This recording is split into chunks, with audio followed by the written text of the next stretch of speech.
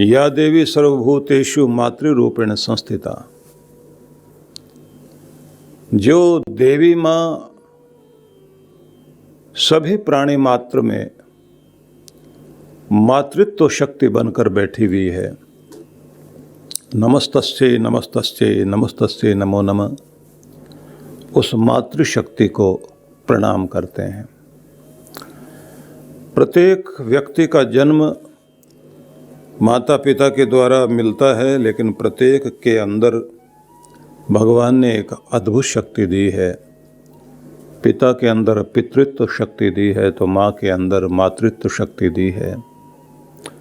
उसी का परिणाम तो ये होता है कि किसी बच्चे को जन्म देने के साथ ही कोई युवती जब माँ बनती है तो उसका समस्त प्रेम और सारी ऊर्जा अपने बच्चे के लिए लग जाती है। किस तरह से ध्यान देती है। उस समय उसका पूरा ध्यान इस बात पर रहता है कि मेरी नींद भी मेरे बच्चे के लिए है, मेरा सुख चैन भी मेरे बच्चे के लिए है, मेरा सजना संवरना भी मेरे लिए महत्वपूर्ण नहीं, मेरे बच्चे को संवरना, उसका ध्यान रखना। जो अपने गर्भ में रख कर के माँ अपने श्वासों से श्वास बांटकर अपने जिगर का खून देकर संतान को जन्म देती है, कितना लगाव उसके अंदर अपने बच्चे के प्रति हो जाता है।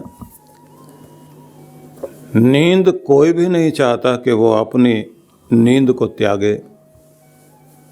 सोते सोते गहरी नींद में अगर माँ को पता लगता है कि उसका बच्चा इस समय करवट ले रहा है या उसको कोई दिक्कत है, छोटी सी आहट में भी उठ जाती है। गोद में लेकर सुलाएगी, पिता डांट देगा और कहेगा सारा दिन काम करता हूँ तो कम से कम रात को चैन से सोने तो दो। और फिर वो अपनी गोद में लेकर बरामदे में, बालकनी में दूसरी तरफ ले जाकर के बच्चे को थपकी देकर सुलाती है। किसी से शिकायत भी नहीं करते। और कमाल तो ये है कि हर आदमी दूसरे की गंदगी से घृणा करता है। अपने को तो स्वच्छ कर लेता, लेकिन दूसरे को स्वच्छ करना आसान बात नहीं है। लेकिन वो माँ अपने बच्चे को स्वच्छ करने के साथ सजा संवार कर अपने दिल से लगा करके उसे प्यार करती है। और कहीं भी कोई संकट आए तो अपने आप को आगे कर देती है। सोचिए, माँ का हाथ थर्मामीटर है, हाथ से छू करके बच्चे का तापमान नाप लेती है कि लगता है ठीक नहीं है ये। उसका माथा छू लेगी, हाथ छू लेगी, हाथ गर्म लग रहा है। उसके चेहरे को देखकर उसे समझ में आ जाता है कि आज इसकी तबीयत कैसी है। जिसको अपनी भूख प्यास का ध्यान नहीं है, लेकिन बच्चे की भूख प्यास को भी हृदय से समझती है। थोड़ा सा बच्चा बड़ा भी हो जाए, घुटनों के बल रेंगने लग जाए या फिर पलने पर लेटा रहे, माँ उसे छोड़कर के काम करने के लिए भी जाए तो आप देखिए कि किचन में भी उसके कान, उसका हृदय, उसका मन अपने बच्चे से लगा रहता है। सब तरह के कष्ट सह लेगी, घर के लोगों के ताने, उनके उलाने, उनके द्वारा कड़वी बातें सब सह लेती है अपने बच्चे के लिए। ये चीज क्या है? ये मातृशक्ति है, मातृत्व की शक्ति। ये वो ममता, ये वात्सल्य है जो किसी भी संतान को पलने पोषने के लिए परमात्मा ऐसे प्रदान करता है। कहीं कहीं देखने में आया है कि माँ नहीं रही और बच्चे को पिता पालता है तो उसके अंदर भी वो मातृत्व जाग जाता है। उस समय अपने बच्चे का पूरा उसी तरह से ध्यान रखेगा वैसे उठाएगा बैठाएगा, अपनी नींदें कुर्बान करेगा, अपने कंधे पर बैठाकर दुनिया दिखाएगा, उसके लिए कमा कर लाएगा। अपने बच्चों को पालने पोसने के लिए खुद को बेच देता है एक व्यक्ति, दूसरों की गुलामी करने के लिए मजबूर हो जाता है, अपना अहंकार त्याग देता है। ये क्या शक्ति है? जगदम्बा जगजननी माँ परमेश्वरी, जिसे हम दुर्गा भवानी कुछ भी कहें, महाकाली, महालक्ष्मी, महासरस्वती, किसी भी नाम से पुकारें, वह शक्ति सबके अंदर विराजमान है। यहाँ तक कि एक छोटे से बीज में भी वो शक्ति विराजमान है। जब कोई बीज अंकुरित होता है तो उस बीज के अंदर का जो भाग है, आपने देखा होगा, 2 अंकुर निकलते हैं प्रत्येक बीज के अंदर से। एक अंकुर ऊपर आकाश की तरफ जाता है और दूसरा जड़ बनकर जमीन में चला जाता है। आपको वो ऊपर उठता हुआ अंकुर पौधा बनता हुआ वो तो दिखाई देता है, लेकिन जड़ बनती हुई नहीं दिखाई देती। सारा भोजन, स्थायित्व, उसको पौधे को ठहराना, संभालना जड़ कर रही होती है। वो जो जड़ है वो कोई और नहीं है, वो मातृशक्ति है। विवाह के समय में यह कहा जाता है कि वर बोलता है, द्यौरहं पृथ्वी त्वं, मैं द्यौलोक हूँ। आकाश में चमकते हुए सूर्य का वो स्थान जो ऊंचाई की तरफ ले जाता है और प्रकाश देता, तेजस्विता देता है, वो द्यौलोक में हूँ।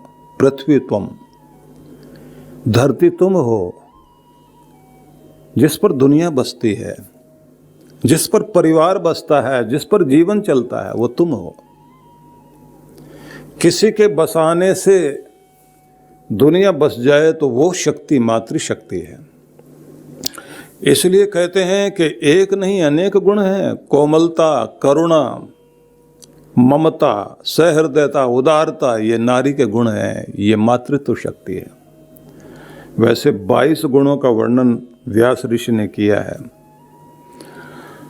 और ब्रह्म पुराण में व्यास जाबाली को समझाते हैं तो उस समय कहते हैं, पितुरप्यधिका माता गर्भधारणात् पोषणात् वा अतो ही त्रिषु लोकेषु नास्ति मातृ समो गुरु। माँ के समान प्रथम गुरु दुनिया में कोई भी नहीं है, क्योंकि गर्भ में धारण करने से बढ़कर बच्चे का पोषण करके अपनी भाषा सिखाए, अपने संस्कार सिखाए, शिष्टाचार सिखाए, दुनिया का परिचय कराए, माँ होती है वो। लेकिन मैं आपको ये बता रहा हूँ कि जो पृथ्वी बनकर सबको संभाले और सबको सहे, धरती को काटो, पीटो, खोदो, तो बहुत कुछ हम लोग पृथ्वी के साथ करते हैं, लेकिन फिर भी सबको बसाती है वो, सब उसी पर बसे हुए हैं। इसीलिए इसको वसुधा कहा जाता है, धन देने वाली। और धरती कहते हैं, धरती धारणात्, जो धारण करे, सबको धारण किए हुए, सबको बसाए हुए। सारी पृथ्वी पर बसे हुए इंसान, कोई पहाड़ पर, कोई नदी के किनारे, कोई समुद्र के किनारे नगर बसाकर, ग्राम बसाकर लोग रह रहे हैं। सबको संभालने का कार्य धरती कर रही है। किसी के भी घर को संभालने का कार्य नारी करती है। और उसको कहा गया है, वेद व्यास ऋषि कहते हैं, माता धर्त्री जननी दयाद्र हृदया शिवा देवी त्रिभुवन श्रेष्ठा निर्दोषा सर्व दुःखहा। माता धर्त्री है, धारण करने वाली है। और माता को माता क्यों कहते हैं? मातृत्व के कारण। उसे कहा गया है कि वह जननी, जन्म देने वाली है, दयाद्र, दया से, करुणा से जिसका हृदय हमेशा भरा रहता है, उसका हृदय करुणा से ओतप्रोत रहता है। सहयोग करने के लिए, प्रेम करने के लिए, देने के लिए, अपना सब कुछ उठा करके अपने बच्चों के लिए देती है। दयाद्र हृदया शिवा, और कल्याण करने वाली है। सबके कल्याण के लिए, अपने बच्चों के, अपने परिवार के कल्याण के लिए कामना करती है। इसलिए उसे कहा गया देवी, दिव्य गुणों से युक्त, त्रिभुवन श्रेष्ठा निर्दोषा सर्व दुखहा। कहते हैं तीनों लोकों में जो श्रेष्ठ है और जिसकी ममता में कोई दोष नहीं है, जो सब दुखों से छुटकारा दिलाती है। इसलिए निवेदन ये करना चाहता हूँ कि या देवी सर्वभूतेषु मातृरूपेण संस्थिता नमस्तस्यै नमस्तस्यै नमस्तस्यै नमो नमः। उस माँ जगदम्बा को प्रणाम करते हैं। मतलब ये कि भगवान या भगवती, भगवान और भगवती जो है अर्धनारीश्वर वाले स्वरूप को अगर आप देखें तो आपको समझ में आएगा कि एक के अंदर ही दो रूप हैं। आप में, सब में माता का भी भाग उतना ही है और पिता का भी भाग उतना ही है। दोनों गुण आपके अंदर हैं। इसलिए भगवान ने ऐसा बांट रखा है कि आपका बायां भाग, नाक से सीधी रेखा खींच दीजिए और लेफ्ट साइड वाला जो भाग है वो पूरा कोमल बनाया है। हृदय भी उधर ही रखा है। आपका लेफ्ट हैंड आपने देखा है वो कोमल है, नर्म है। वो दाएं भाग को पूरा कठोर बना दिया, इसलिए सख्त है। इसको सज्जा हाथ भी बोलते हैं, जो सज्ज है, तैयार है। उर्दू में आप तैयार कहते हैं और किसी काम के लिए तैयार होने को संस्कृत में और हिंदी में सज्ज होना, कि मैं इस कार्य के लिए सज्ज हूँ, तो सज्ज शब्द का प्रयोग किया जाता है, जिसका मतलब होता है कि तैयार। तो इसलिए इस हाथ को सज्जा हाथ भी लोग बोलते हैं, और इसको जो है पंजाब में लोग सज्जा हाथ, खब्बा हाथ, बाएं को खब्बा हाथ बोल देते हैं। ये दक्ष है, दायां हाथ दक्ष है, कुशल, प्रवीण। ये वाम हस्त है, वाम सुंदर, कोमल। महिलाओं के लिए इसलिए एक शब्द आता है वामा, जो कोमल है लेकिन कमजोर नहीं है। बायां हाथ कोई कमजोर नहीं है। माँ भी जब बच्चे को गोद में लेती है तो आपने देखा होगा, कंधे पर, बाएं कंधे पर सिर, दाएं हाथ की तरफ उसके पांव बच्चे के। और इस तरह से क्यों लेती है वो? गोद में लेगी क्योंकि उसका हृदय, बच्चे का हृदय माँ से जुड़ा रहता है।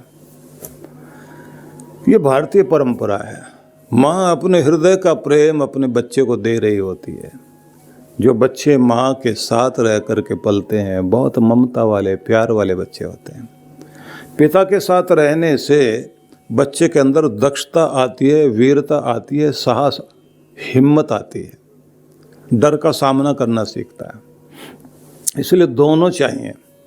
तो जो सबके अंदर शक्ति बनकर बैठी है, तो मैंने इसलिए आपसे कहा कि प्रत्येक भवन की नींव जो है वो माँ है, और जो भवन ऊपर दिखाई दे रहा है वो पिता है।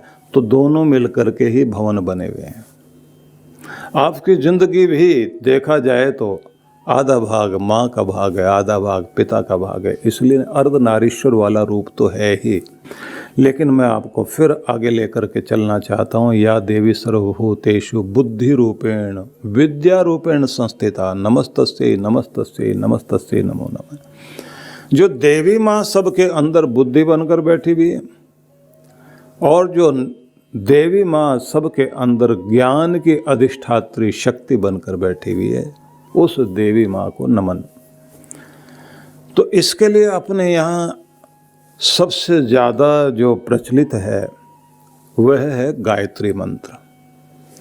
गायत्री मंत्र की बड़ी महिमा अपने सभी ग्रंथों में कही गई, और ये कहा गया है कि चारों वेदों में से वेद के जो त्रिपाद कहलाते हैं, तीन भाग कहलाते हैं, तीन शक्तियाँ कहलाती हैं। ज्ञान एक शक्ति है, दूसरे कर्म की शक्ति है, तीसरी उपासना की शक्ति है। तो तीनों शक्तियों से तीन रूप लेकर भगवान ने ओंकार को प्रकट किया या ओंकार से ये तीनों भाग प्रकट हुए। इसको कहा गया अकारम चाप्योकारम च मकारम च प्रजापति वेद त्रयान निर्दुहूत भूर्भुव स्वरिति इति च। कहते हैं कि भगवान ने, ये मनु महाराज ने कहा मनुस्मृति में, कि भगवान प्रजापति ने 3 वेदों से 3 महाव्याहृति लेकर एक शक्ति प्रकट की। उस शक्ति को ही हम गायत्री शक्ति कहते हैं, क्योंकि उसमें सबसे पहले भूर्भुव स्व ये कहा जाता है। तो इस सब की व्याख्या करेंगे आपके सामने, लेकिन उससे पहले मैं ये बता देना चाहता हूँ कि सभी ग्रंथों में गायत्री मंत्र की बहुत बड़ी महिमा कही गई है, और महिमा का गान गुणगान इतना किया गया है कि ये कहा गया है कि गायत्री से बढ़कर कोई और शक्ति नहीं, क्योंकि प्राचीन काल से समस्त योगी ऋषि मुनि ज्ञानी ध्यानी महर्षि लोग योगी लोग जिस शक्ति की उपासना सबसे अधिक करते रहे हैं वह शक्ति गायत्री शक्ति है।